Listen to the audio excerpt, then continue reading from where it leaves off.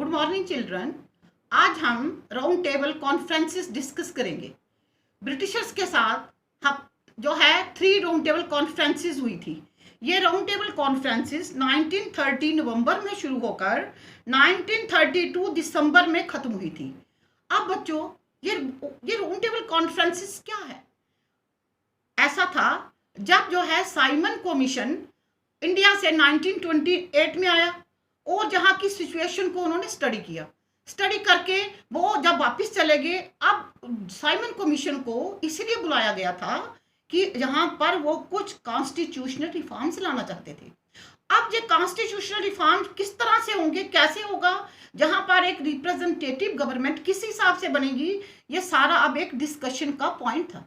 अब इसी चीज को डिस्कस करने के लिए जो है लंदन में जो है वो राउंड टेबल कॉन्फ्रेंसेस की गई। बच्चों साइमन कमीशन के जाते ही जो है 1930 में नवंबर 1930 में फर्स्ट राउंड टेबल कॉन्फ्रेंस हुई और इंडियंस को कॉन्फ्रेंस को अटेंड करने के लिए बुलाया गया। लेकिन बच्चों जब इंडियंस को कॉन्फ्रेंस को अटेंड करने के लिए बुलाया गया तो जो है ये यहाँ से इंडियन नेशनल कांग्रेस के रिप्रेजेंटेटिव्स ने इस कॉन्फ्रेंस को अटेंड किया। जो इंडियन नेशनल कांग्रेस जो थी, जो Indian national round table conference को अटेंड करने के लिए रीजन क्या था? रीजन ये था कि जब जो है साइमन कमीशन जब वापस चला गया, उसके बाद पंडित जवाहरलाल नेहरू ने जो है कराची सेशन में जो है 1929 में जो है कंप्लीट इंडिपेंडेंस जो है वो अनाउंस कर दी। एंड इट वाज डिसाइडेड कि on every year on 26 January independence day shall be celebrated. और 1930 से जो है वो उन्होंने इंडिपेंडेंस डे सेलिब्रेशन करने का आरंभ कर दिया। अब जब ऐसी सिचुएशन कंट्री में थी तो ब्रिटिशर्स ने जो बड़े बड़े लीडर्स थे सबको जो था वो बड़े बड़े लीडर्स को जो है अरेस्ट करके जेल में डालना आरंभ कर दिया। अब जब जो है नवंबर 1930 में जब जो है इन्होंने जो राउंड टेबल कॉन्फ्रेंस जो है इसको अरेंज किया, राउंड टेबल कॉन्फ्रेंस जब इन्होंने बुलाई, तब हमारे जितने भी कांग्रेस के बड़े बड़े लीडर्स थे वो सब जेलों में थे। अब जब जेल में थे वो अटेंड करने कैसे जा सकते थे? इन्होंने क्या करा कि वो जो है अपने रिप्रेजेंटेटिव भेज दिए, जहां फिर जो है ये बाकी जो कोई और पार्टीज के लोग थे उन्होंने इस मीटिंग इस जो कॉन्फ्रेंस को जो है वो अटेंड किया। अब जो था ये जो फर्स्ट राउंड टेबल कॉन्फ्रेंस थी एक किस्म से ये भी पूरी सक्सेसफुल नहीं थी, जहां फिर भी जो है थोड़े डिसीजंस लिए गए।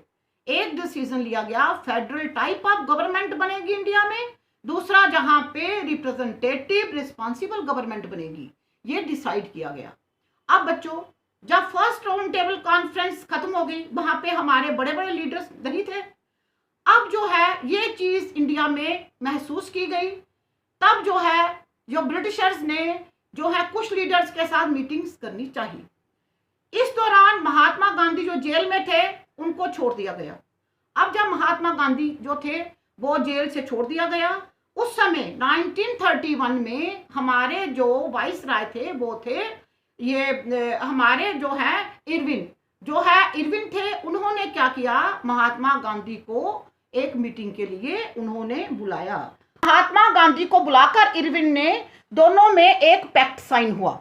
इस पैक्ट का नाम है गांधी इरविन पैक्ट। ये गांधी इरविन पैक्ट जो था 5 मार्च 1931 को जो है साइन हुआ। अब इस पैक्ट को की क्या इंपॉर्टेंस थी बच्चों? इस पैक्ट में जो है लॉर्ड इरविन ने महात्मा गांधी को जो है कहा अब जो है सेकंड राउंड टेबल कॉन्फ्रेंस होगी उसमें आपने पार्टिसिपेट करना है जो, और दूसरा आपने जो क्या करना है, सिविल डिसोबीडियंस मूवमेंट जो चल रही है इसको स्टॉप करना है। सिविल डिसोबीडियंस मूवमेंट को स्टॉप करना है और सेकंड राउंड टेबल कॉन्फ्रेंस में आपने पार्टिसिपेट करना है। ये 2 कंडीशंस थी लॉर्ड इरविन की तरफ से। अब महात्मा गांधी ने भी अपनी तरफ से कुछ कंडीशंस रखी।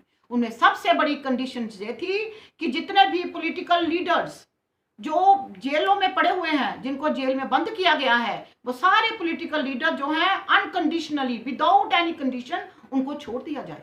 और भी इनके साथ छोटी छोटी और भी उन्होंने डिमांड रखी, जैसे आर्मी के ऊपर बड़ा एक्सपेंडिचर किया जा रहा है, वो एक्सपेंडिचर कम किया जाए, लैंड रेवेन्यू कम किया जाए। इन्होंने कुछ डिमांड्स रखी, लेकिन उनमें से जो पॉलिटिकल लीडर्स को फ्री करने की जो डिमांड थी वो उन्होंने मान ली, और जल्दी ही जो पॉलिटिकल लीडर्स वो छोड़ दिए गए, और महात्मा गांधी ने जो है सिविल डिसोबीडियंस मूवमेंट को स्टॉप कर दिया।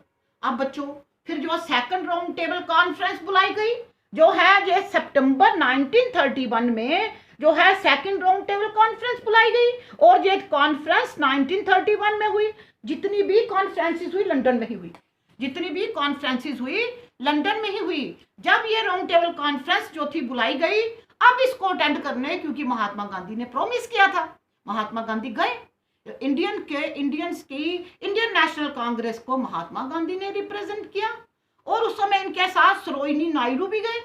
सरोजिनी नायडू ने इंडियन वुमेन को रिप्रेजेंट किया कि उनकी क्या डिमांड्स हैं। इस तरह से ये सेकंड राउंड टेबल कॉन्फ्रेंस इन्होंने अटेंड की। अब प्रॉमिस था, लॉर्ड इरविन के साथ प्रॉमिस था, इन्होंने second round table conference attend की।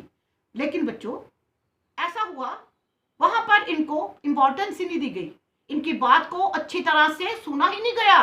महात्मा गांधी ने अपने आप को इंसल्टेड फील किया और वहां से उठकर आ गए, और इंडिया में आते ही इन्होंने सिविल डिसोबीडियंस मूवमेंट फिर से आरंभ कर दी।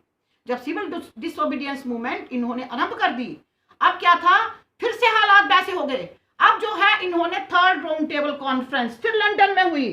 थर्ड राउंड टेबल कॉन्फ्रेंस इनकी जो थी वो 17 नवंबर 32 से 24 दिसंबर 32 तक चली, और बच्चों इसमें किसी भी इंडियन नेशनल कॉन्फ्रेंस के लीडर ने पार्टिसिपेट नहीं किया। इसमें 46 डेलीगेट इंडिया से गए थे, लेकिन डिफरेंट पार्टीज के गए थे। इंडिया के गए थे, लेकिन इंडियन नेशनल कांग्रेस का कोई नहीं गया। इसमें भी कोई जो इंडिया का कोई कॉन्स्टिट्यूशनल रिफॉर्म्स का कोई डिसीजन नहीं लिया गया, और इसलिए ये भी एक फेलियर थी। जो तीनों जो है राउंड टेबल कॉन्फ्रेंसेस का एंड में डिसीजन ये निकला कि तीनों फेलियर्स थी। थैंक यू स्टूडेंट्स, जहां तक हमने पढ़ा है। अब नेक्स्ट जो है हम जो है नेक्स्ट टॉपिक को पकड़ेंगे। Thank you students.